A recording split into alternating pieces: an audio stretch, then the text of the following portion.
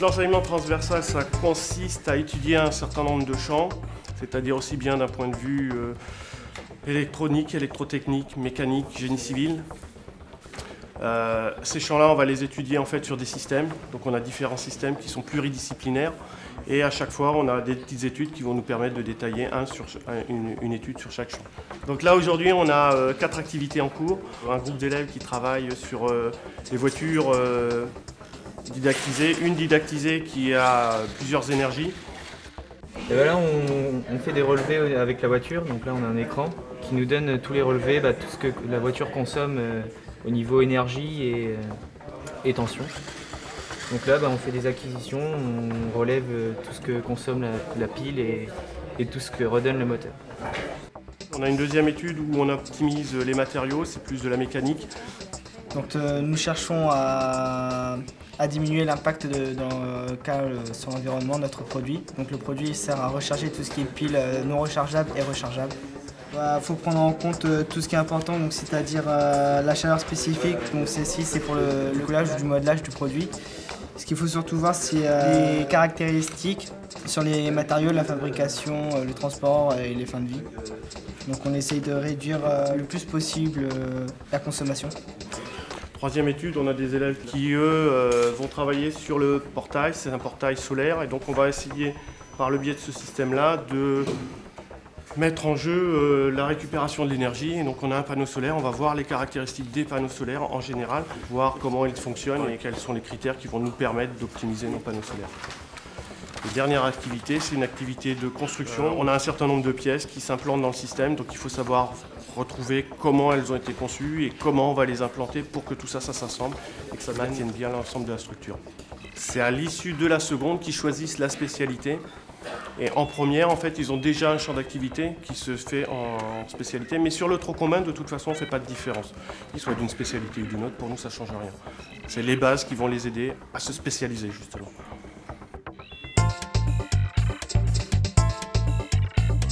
Ici, on est dans une salle avec les terminales STI 2D, développement durable, énergie environnement. Alors en premier temps, on va plutôt les faire travailler dans les systèmes liés à l'habitat. Donc ici, on a un système de VMC double flux. Donc ils vont étudier sur cette VMC le fait d'avoir un échangeur thermique et obtenir plus de chaleur grâce à un nouveau système.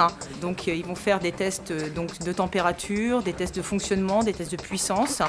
On va travailler également tout ce qui est pompe à chaleur. En premier temps, ils vont voir les différents types de pompes à chaleur qui vont utiliser l'énergie naturelle de l'air ou de l'eau. Et derrière, on va pouvoir utiliser cette énergie naturelle pour réchauffer nos pièces à l'intérieur. Après, sur tout ce qui est panneaux photovoltaïques, on va retrouver bien sûr la production d'énergie électrique. Donc ils vont aller comparer avec un minimum de soleil qu'on peut produire. Donc ils vont utiliser des appareils comme un solarimètre et puis des appareils de mesure pour constater derrière qu'on produit bien. On travaille nous cette année sur 3 projets dans notre groupe. Le premier projet, ça sera sur une éolienne. On a une demande concrète du conseil régional pour promouvoir les énergies renouvelables. Donc notre projet, un des projets de nos élèves, c'est de faire une maquette avec une éolienne et avec un système de soufflerie. On est plus chez dossier technique pour pouvoir ensuite faire des études sur l'éolienne. Donc on relève la vitesse du vent, les paramètres de sécurité à tenir en compte, etc. La STI 2D, oui, ça permet vraiment d'utiliser les systèmes qui m'intéressent pour mon métier futur. Donc tout ce qui est pompe à chaleur, éolienne, panneaux photovoltaïques, on a touché un peu à tout. Les TP, donc ça permet vraiment d'utiliser les systèmes. Les gros coefficients, sur l'énergie environnement, donc on a travaillé sur les calculs les déperditions thermiques. Donc on a vu ça aussi avec la pompe à chaleur et tout ça, on a utilisé directement nos connaissances pour faire des calculs. Donc dans la spécialité donc énergie environnement, mais ce qui est la même chose dans toutes les autres spécialités, on va retrouver un volume horaire de 5 heures en première. donc plus dédié effectivement à la découverte par rapport à l'énergie environnement. Et puis en terminale, on va retrouver 9 heures. Alors pourquoi 9 heures? Parce qu'effectivement, on va retrouver des formes de TP, de manipulation sur des systèmes qui doivent appréhender. Et après, petit à petit, on va amener sur des projets qui est une phase donc, de terminale qui est pour leur bac, qui va être validée donc, sous forme de revue de projet et un oral terminal de leur projet. Donc l'option SIN, système d'information et numérique, permet justement aux élèves de pouvoir approfondir le champ de la communication entre les systèmes, puisque aujourd'hui tous les systèmes sont communicants, notamment avec une communication importante dans le domaine du numérique. Voilà, donc au niveau des activités, on a une activité sur le système automobile embarqué. Donc on essaie de montrer aux élèves comment est-ce que les signaux sont véhiculés dans une voiture. Donc on reconstitue les 3 pôles d'une voiture, la commande de phare, donc avec le commodo au niveau du volant, le tableau de bord et également les phares. Et donc l'activité est de mettre en œuvre le système pour que ça fonctionne de A à Z. Ensuite on a une activité sur la guitare. Quand on gratte une corde, ça génère un son. Et donc on récupère ce son sur un logiciel, LabVIEW, et les élèves doivent analyser ce son et accorder la guitare pour que le son soit exactement là où il doit être, sur la bonne fréquence. Derrière on a une activité sur un serveur web. On simule un parking de voitures dans lequel on a des capteurs sur chaque place de parking. Le serveur donc récupère ces informations issues des capteurs. Les élèves créent une page web qu'ils vont charger dans le serveur web et à partir de cette page web, on va savoir s'il y a des voitures de présence ou non dans le parking.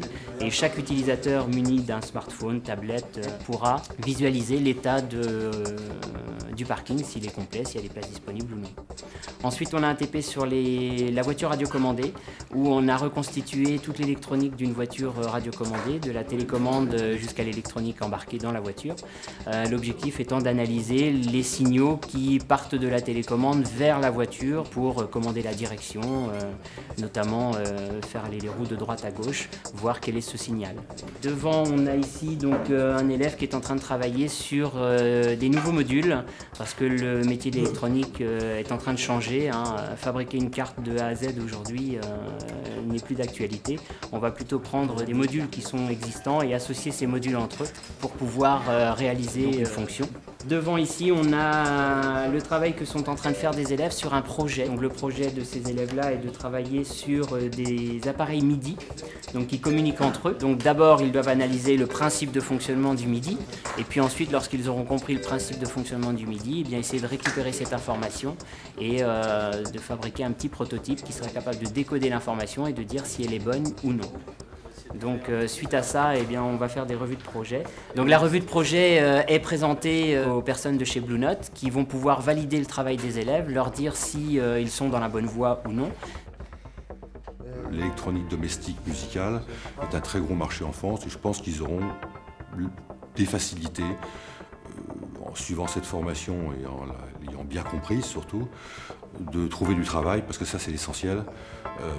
La musique est un marché qui se porte assez bien en France, il y a beaucoup de musiciens, l'avenir de la musique numérique est considérable, ça devrait se développer en France et dans le monde. Donc je pense qu'ils n'auront pas de difficulté à se caser professionnellement dès qu'ils seront appelés à le faire. L'intérêt de travailler avec un industriel, c'est essentiellement de pouvoir être dans le réel justement et non pas dans la simulation et de se rendre compte que le monde industriel a des besoins et donc nous, ça nous permet de mettre les élèves en vraie situation de travail pour quelqu'un. Donc ça les motive d'autant plus parce qu'en fin d'année, il y a un objectif. C'est-à-dire qu'en fin d'année, normalement, l'industriel doit repartir avec son prototype et donc je pense que les élèves ont un côté un petit peu fier de pouvoir aller jusqu'au bout d'un projet et de pouvoir le réaliser de A à Z. Alors j'ai choisi cette filière pour étudier tout d'abord l'électronique et puis après c'est pour travailler dans l'électronique embarquée, dans tout ce qui est véhicule, voilà, expertise. Ce qui est intéressant dans cette filière, c'est qu'on voit vraiment de tout. Donc de l'électronique embarquée, de l'électronique pour l'audio. Oui, tout ce qui est développement durable et informatique, c'est ce qui me plaît dans les STI 2D.